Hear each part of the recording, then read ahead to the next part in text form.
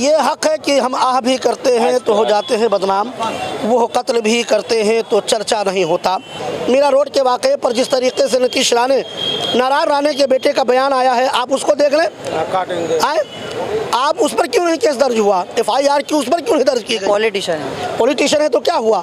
कानून तो सबके लिए है ना, संविधान सबके लिए है, उस पर भी कार्रवाई होनी चाहिए। मुस्लिम वर्ग को जो है इनको टार्चर करने और इनके खिलाफ साजिश रचने का ये प्रोपगंडा है। मुंबई टीवी, हर खबर सच के साथ। मैं हूँ अफजल शेख और आप देख रहे हैं मुंबई टीवी। एक ऐसा जुमला मुफ्ती सलमान अजहरी ने दिया जिसके बाद गुजरात ATS ने उन्हें डिटेन किया और घाटकोपर पुलिस स्टेशन में आज तमाम लोगों का मौत जो है जमा हो गया है। इस तमाम चीज़ों को लेकर अलग अलग सामाजिक संस्था हो, NGO हो या बड़े सदर हो, सभी लोग पहुंच रहे और अपनी उपस्थिति दर्ज करवा रहे। हमारे साथ कुछ हजरत मौजूद है। जिस तरीके का उनका बयान है कि आज ये कुत्तों का वक्त है, कल हमारा दौर आएगा, इसके बाद मामला दर्ज हुआ, गुजरात ATS ने डिटेन किया है, क्या जानकारी है? ये क्लिप असल में देखा जाए तो ये कई जगह बोल चुके हैं, बहुत पहले का है ये, ऐसा कुछ नहीं है। ये माहौल को देखते हुए इस हिसाब से इशू बनाया गया और इनके ख़िलाफ़ जो है वहाँ की जूनागढ़ की पुलिस ने जो दफ़ा लगाई है और अरेस्ट करने और बदनाम करने की साजिश रची गई है। ये क्लिप इनकी बहुत पहले की है। अच्छा, जिस तरीके से कम्युनल स्पीच जो है, हेट स्पीच अभी पिछले दिनों भी काफ़ी विधायकों ने दिया है, खास करके नाम लूँगा T राजा सिंह जैसे लोग, तो उनके खिलाफ अब तक कोई मामला क्यों नहीं दर्ज हुआ है? क्या इसे धर्म की राजनीति या कोई षड्यंत्र कहेंगे? ये बनाम मुस्लिम वर्ग को जो है इनको टार्चर करने और इनके खिलाफ साजिश रचने का ये प्रोपगंडा है। बहुत सारे MLA हैं और बहुत सारे लोग नेतागण जो इस्तेमाल करते हैं, बोलते हैं, उनके ऊपर हुकूमत कुछ कार्रवाई नहीं करती। ये हुकूमत की गलत सोच है। क्या कहेंगे कि लोग भीड़ काफ़ी संख्या में जमा रहे, इस पर क्या हो सकता है कि कुछ लोग अपशब्द कह दे जिसकी वजह से और बड़ा बखेड़ा खड़ा हो जाए? सबसे पहले तो मैं आपका शुक्रिया कि आप हसास मसले पर यहाँ आकर के मुस्लिम लोगों की और साथ ही साथ यहाँ आप मुफ्ती सलमान साहब क़िबला अज़हरी की हिमायत में जो लोग खड़े हैं, ये हक है कि हम आह भी करते हैं तो हो जाते हैं बदनाम, वो कत्ल भी करते हैं तो चर्चा नहीं होता। मुफ्ती सलमान अज़हरी साहब क़िबला जमात अहले सुन्नत के मशहूर इस्लामी स्कॉलर हैं और आज ये नौजवान तबका जो आप देख रहे हैं उनकी मोहब्बत में यहाँ आए हुए हैं। आपने इश्क़ रसूल की जो शमा नौजवानों के दिलों में पैदा की है, ये आज उसकी देर है कि आप ये इतनी भीड़ देख रहे हैं। आपने सवाल किया अफजल साहब कि बहुत सारे MLA MP इस तरीके T राजा, मैंने नाम भी, हाँ T राजा, मैं आप तो T राजा की बात कर रहे हैं। मैं अभी हाल ही दिनों में मीरा रोड के वाक़े पर जिस तरीके से नीतीश नारायण राणे के बेटे का बयान आया है, आप उसको देख लें। आप उस पर क्यों नहीं केस दर्ज हुआ? FIR क्यों उस पर क्यों नहीं दर्ज की गई? पॉलिटिशियन है तो क्या हुआ? कानून तो सबके लिए है ना, संविधान सबके लिए है, उस पर भी कार्रवाई होनी चाहिए।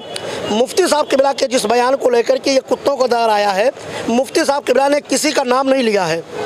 पहली बात तो ये होनी चाहिए कि सिर्फ लफ्ज़ कुत्तों का इस्तेमाल किया है, उन्होंने नाम किसी का नहीं लिया है।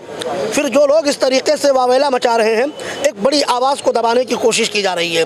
आज मुफ्ती सलमान अज़हरी साहब क़िबला एक जमाती सतह पर बहुत उभरते हुए हमारे कायद हैं, इसलिए उनको दबाने की कोशिश के तहत ये कामिल किया गया है। अच्छा, एक लोगों से अपील कर दीजिए कि मुफ्ती अज़हर साहब ने भी जो है अपने ऑफिशियल हैंडल पे बताया है कि लोग सिर्फ दुआएं करें और ऐसा भीड़ जमा करके कोई लॉ एंड ऑर्डर बिगाड़ने की कोशिश ना। देखिए अफजल भाई, हमारे उलमाए किराम तो हमेशा उन्होंने अमन व अमान और साथ ही साथ मुल्क के भाईचारा के लिए उन्होंने हमेशा अपील की है। मुफ्ती साहब क़िबला की तकरीरें आप सुनेंगे ना तो आपको ये महसूस होगा कि मुफ्ती साहब क़िबला मुल्क की जमहूरियत और साथ ही साथ यहाँ के वक़ार के लिए उन्होंने हमेशा बयान दिया है।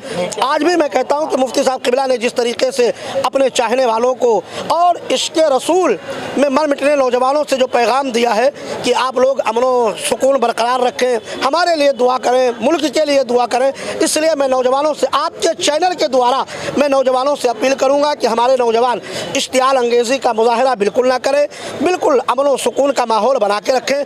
मुफ्ती साहब क़िबला इंशाअल्लाह बाइज़्ज़त बरी होंगे और जो लोग इस वहम में हैं कि मुफ्ती साहब क़िबला को हम गिरफ़्तार कर लेंगे, याद रखें कि मुफ्ती साहब क़िबला एक वो चेहरा है इस वक्त जो अल्हम्दुलिल्लाह अहले सुन्नत वल जमात का चेहरा है।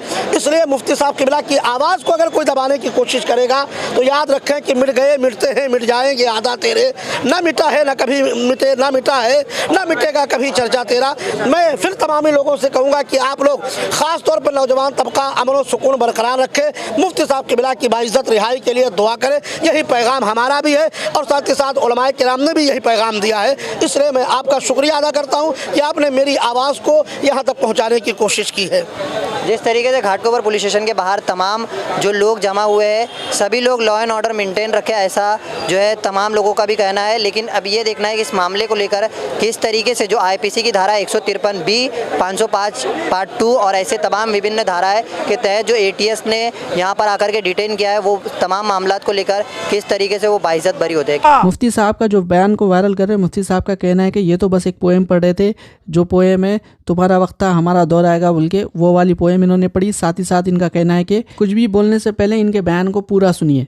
सरकार मुफ्ती आज़म हिंद के इसी कलाम पर गुफ्तगू खत्म करता हूँ। क्या बेहतरीन हमें पैगाम दिया था। दुनिया आज हमें ये टोचन मारती है, ताने मारती है। तुम अगर सच्चे हो तो इतने मारे क्यों जाते हो, तुम इतने काटे क्यों जाते हो, फिलिस्तीन में तुम्हारा कत्ल क्यों इतना ज्यादा, इराक में, शाम में, यमन में, फिलिस्तीन और अरब में, अफगान में, बर्मा में, हर जगह तुम काटे क्यों जाते हो। ये बार बार जो सवाल होता है, क्यों मारे जाते हो, क्यों काटे जाते हो, उन जालिमों को है नौजवानों जवाब इतना देना। मुफ्ती आजम ने हमें सिखाया था, हम परवाने हैं मोहम्मद रसूलुल्लाह के, तू शम्मे रिसालत है, आलम तेरा परवाना। और जो परवाना होता है वो मरने के लिए ही पैदा होता है, जीने के लिए नहीं आता है। परवाने की जिंदगी अपनी शमा की मोहब्बत में घूम घूम कर अपनी जान दे देना। और अगर हम किसी सरजमीन पर काटे जाते हैं, मारे जाते हैं, तो एक बात याद रखो, हमारे मर जाने से इस्लाम खत्म नहीं होता। इस्लाम को खत्म होना था तो करबला में खत्म हो जाता, लेकिन इस्लाम की ये सच्चाई है, इस्लाम जिंदा होता है हर करबला के बाद। लब्बैक या रसूल अल्लाह, न घबराओ ऐ मुसलमानों, अभी खुदा की शान बाकी है, अभी इस्लाम जिंदा है, अभी कुरान बाकी है। जो रोज हमसे उलझते हैं, अभी तो करबला का आखिरी मैदान बाकी है।